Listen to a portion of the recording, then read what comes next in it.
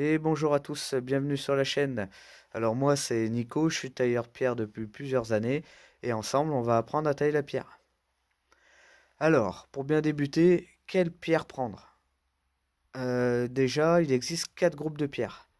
La pierre tendre, la pierre ferme, la pierre dure et la pierre froide. La pierre tendre, on va retrouver à l'intérieur de ce groupe énormément de calcaire, un petit peu de grès aussi. Dans le deuxième groupe, on va retrouver de la roche métamorphique, comme il y a derrière, là, c'est essentiellement de la lave. On va retrouver aussi un peu de grès et un petit peu de granit.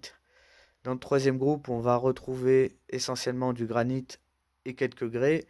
Et dans le quatrième groupe, on va retrouver du marbre et quelques pierres comme ça. Nous, on va se concentrer sur le premier, le deuxième et le troisième groupe. Dans le premier groupe, il y a du calcaire. C'est une pierre qui est excellente pour débuter. Très facile à travailler, très facile entre guillemets, hein, mais très facile à travailler, où on va arriver sur de très beaux résultats très vite. Voilà. Mais vous n'aurez pas de difficulté à travailler la pierre. Donc pour moi, c'est pas le meilleur des choix. Le deuxième groupe, on va être sur de la pierre ferme. Moi, c'est ce que je conseille pour débuter. Où là, on va être sur une pierre qui va vous résister. Donc il va y avoir un défi derrière. Ou à la fin, quand vous serez arrivé à sortir une face plane, vous allez dire ouais, elle m'a fait suer, mais c'est beau. Voilà. Le troisième groupe, je déconseille pour débuter, c'est dur, trop dur. Quand vous aurez fini votre premier bloc en, en pierre ferme, votre 6 faces en pierre ferme, allez taper sur du granit, vous allez voir la différence. On le verra, hein, de toute façon, on en fera un petit peu de granit, mais vous verrez que c'est pas la même.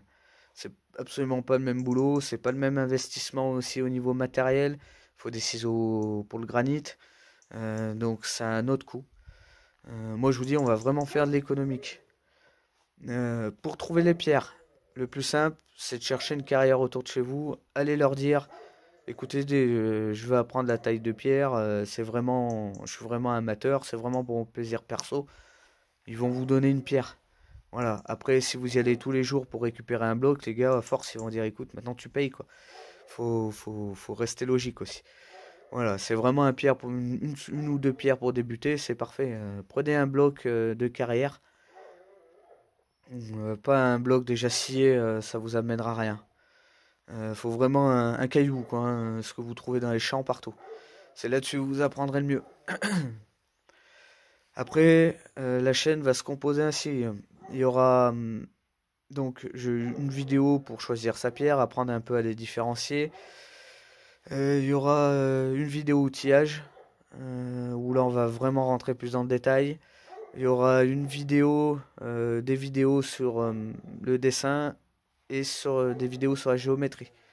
Voilà, parce que c'est essentiel la géométrie en taille de pierre, sans ça vous avancerez pas.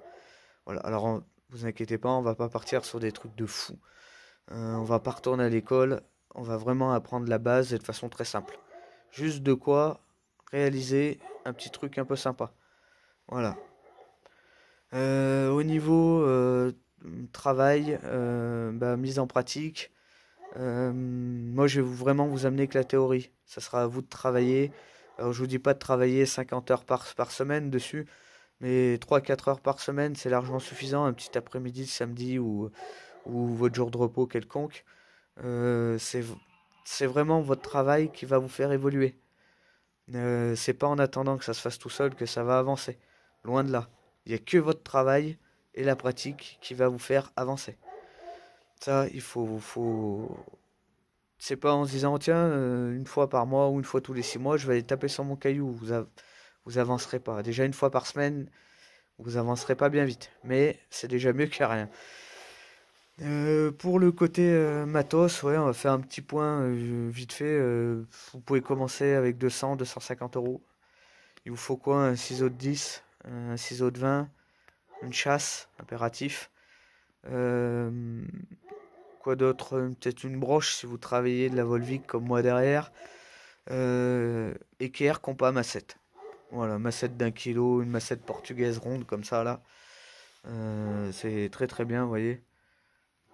C'est parfait pour commencer. Moi, c'est ce que je conseille pour travailler la pierre.